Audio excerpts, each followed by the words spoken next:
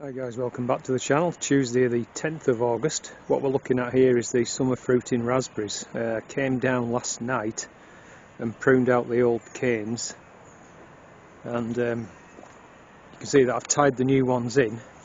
There was a lot sort of running up down the middle which I've pulled out, and also you might notice here, so this is my damson tree.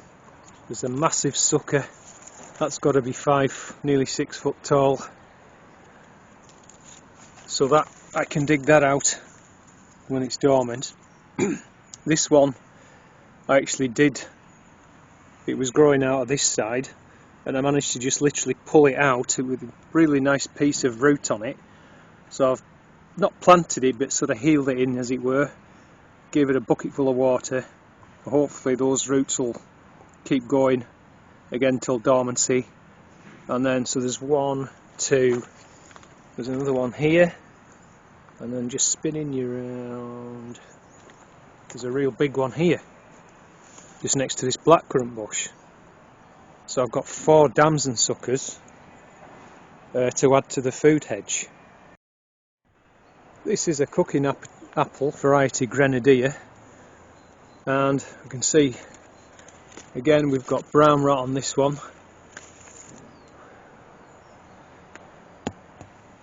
and on this one we've got the telltale signs of bitter pit, these little sunken patches.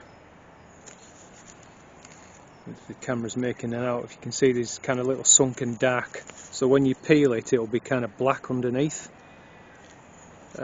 which more or less, I mean, it depends on how far it goes through, but sometimes the apple's useless. But if it's just shallow, you probably could use it, or it would certainly be alright for pressing. But this is one of the problems with this variety.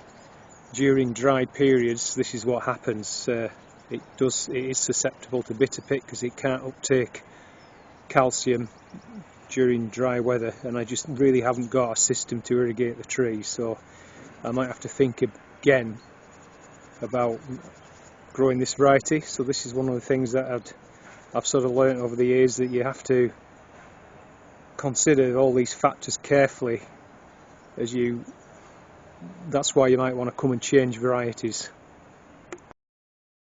Here we've got some Windfalls. I've just got another one. You see they're quite a large apple, and I can't see any marks on, there's a little, no, I can't see any actual signs of damage on that one. Good clean apples, so somebody will want those for an apple pie, I suppose. So these were the canes that are pulled out. You can see there's plenty of root on. I could replant them, but looking back on the row of canes, to be honest, I've got more than enough. I don't need to, there's no real gaps or anything I need to make up, so I'm kind of happy with those. Just looking at the damsons, they're looking pretty good. Like I say, I came down last night, this cage was already full from the 90 foot of hedge that I cut earlier in the summer, which was mostly dry. So that I got that going first, and then all the old raspberry canes, they went on, and it's still smouldering now, but that's got rid of most of it. So all that wood ash will be going back onto the garden. Well, some of it will mix into the compost, and others I might just riddle it and put it in a bucket once it's cool. The other thing that happened yesterday was came down, as I say, to early evening, and these cucumbers were just absolutely flopped. The one on the left has recovered because I watered them. Even my mate Kenny came in to get, I told him to come and get some cucumbers, and he noticed they were flopping and gave them water, and I gave them another dosing of water, and opened the door a wee bit for some more ventilation. So the one on the left, as you can see, it's kind of more or less recovered. There's still plenty of fruits on there, but this one I don't know, it's not looking so happy at all. I'll give it some more water. It's got fruits on. The ones on the top have, I don't know, they've just died off. I don't know why that is, if anybody knows. Is that too strong sunlight? Is it? I mean, it's an all-female variety. But I'm going to give it some more water anyway and see if that'll revive it. So the next job is I've got to bud graft a cherry tree. I'm going to put Victoria Plum buds into a cherry for a friend of mine.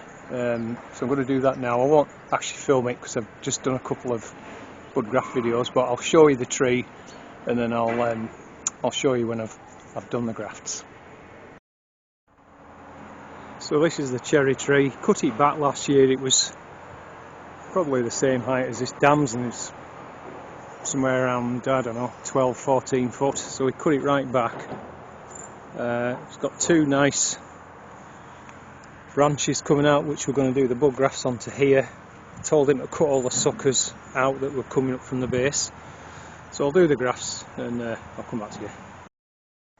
Okay, there we go. So as I said, I've popped a bud, one in each branch. Done them kind of more on the north facing side. So turning eastwards, we've got the sun kind of on them at the moment, but as the sun moves round, then they're going to be in shade, so I guess it's just going to reduce the risk of them drying out. Anyway, so as in the others, we'll come back in 3 weeks or so and see how they're doing. The next job I need to do is prune out the old fruited Loganberry cane. So as with the raspberries, it's the same job with the Loganberries. You can see these with the fruiting spurs, and there's one or two somewhere left on, but it's time for them to come out. So just in case anybody's watching who's not familiar with this process, these are the new canes here. You can see they're a kind of lighter colour versus the dark brown of the old fruited wood, and you can see where the remains of the flowers were that didn't set fruit. So we just need to, we just need to cut those out as near down to the base as possible, and then at some point we'll tie these new ones in and they'll carry the fruit next year. Okay, so that's the new growth. I tend to weave them excuse me, in and out the wires, and if you're very careful, you can actually, as you're bringing it round this post, you can twist the fibres as you're bringing it round and then weave it back, and there should be still enough cambium layer for the sap to carry on through. That's my experience anyway. I chopped out some of the canes. There was a lot in there, I didn't need them all, and that's the pile of old stuff, and some of the new ones I've chopped up. So again, they'll be going on the garden bonfire or chipped, but probably will be on the bonfire. So I'll get cleaned up and bring you back. So it just gives me a certain sense of satisfaction. Cleaned up, got some nice leaves for the compost pile, and these will keep growing on the tips. Where are we? Here, for example, that'll probably keep growing along, so all I do is just keep weaving it in. If they send out side shoots, I'll cut them back to maybe a couple of buds to the main stem, just to keep everything, you know, kind of not getting in the way really. They don't need to grow out that much this time of year. And I've just moved the net down to, I'll just try and give the blueberries a little bit of protection. So the next job I'm doing is collecting these pea seeds, well, Mangetout. That's kind of the colour, even that's okay. The biggest challenge up in Cumbria here is getting enough dry days to get them dried out properly, but so far this year we've been quite lucky in that respect. So I'm just working my way down the row, and then I'll pull the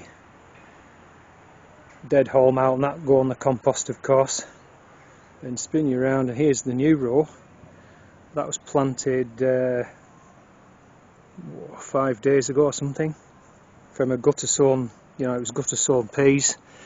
You can see again, just I've had to put fire guards around just to stop the pigeons from attacking them. it'll be the same idea as last time. Once they get up, it doesn't really matter if I leave these on, because they'll grow through and I can harvest from the outside, and then they'll might possibly get some seed from those, although I won't need it because there'll be plenty there, to be honest. Okay, that's those cleaned out. Don't know if you can make that out on top of the carrot frame there. I've got more than enough. I say I've already got about half that again drying out, so there should be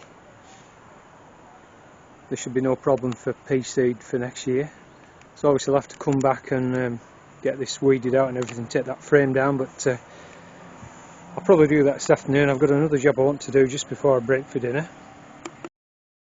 These were the apple grafts, or some of them should I say, that were struck down by this mysterious dieback. Anyway, I'm 100% they've not recovered, and if you do a bark test there, you can see it's totally brown, there's no green. Even on this one, that one's showing a little bit of green. Yeah, that's got green there. What I could do is maybe cut that back and yeah, probably keep that one, but all the rest, even that one, looks as though it's got some kind of canker going on. So it's just this one. I'll cut that back, see if it lives for next year. The rest I'm just going to take out the pots and put the compost, use that again to recycle it. So as you can see, there's no sign of root life on there. Fortunately, it's just totally dead. This one here that had a bit of green on the stem. I don't know if you can see the difference. There is some signs of life in the roots, but it's very weak, and judging by that area there, I don't think that would have made it. Cut that one back.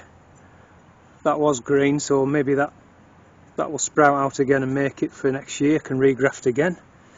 Anyway, I've got this whole barrel load of compost, so that can go on my own, just mix it in and enrich it. So that's it for this one, guys. I'm reporting from Woody's shed out of the strong sunlight. So anyway, if you like the content, don't forget, give me a big thumbs up, smash that like button, feel free to drop me a comment down below, and subscribe if you're not already subscribed, and I'll see you in the next one. Bye for now.